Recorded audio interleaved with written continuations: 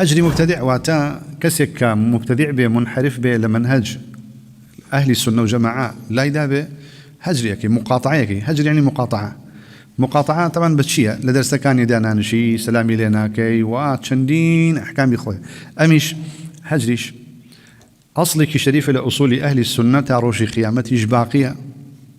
بلام ضابطي خوي هي تشون أكل تشون ناكل كي جدوى وسودي هي ومصلحتي كي نيتي كي أيكا تشن بشي هي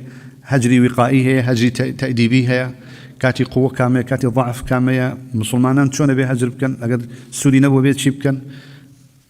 يعني كوماليك أبحاثة بداخل ولم صالني بيشوا بشوازي هلا بمطلق برها لا يسوش عندك تي وقلاو نهار بردوام لسري هجري مبتدع بشوازي شرها ببيه هيز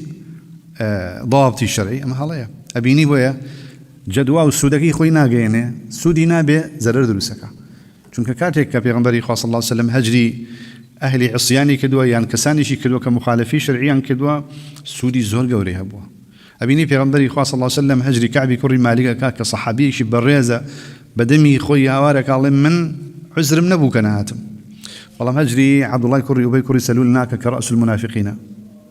چندین کسی ترک معصیتی کردوا چندین مخالفتی کردوا پیغمبری خوا هجری ناکا صلی الله علیه وسلم بو سودینیا بلام کسی که سودی هی هجر وی سودی هجری که بینی هجری کت پنجاه روش همو او دنیا پانو بدینی لا تسکبو همو دنیا اللي هات یک نتشو بولاي كافر ومنافق كان بالكو همو روجه كعب زياتر شيكت حرصي لسره وبقرته وصواب أنجا پیغمبری خوا صلی الله علیه وسلم معصوم بو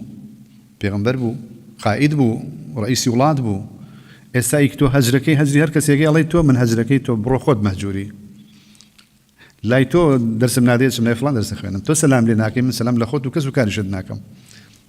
ابيني بالشوازي زور الله هجر ممارسه كده بداخوا ام قساني من معناه ونيه هجري جنمينه بلان ما بيضابطي هبه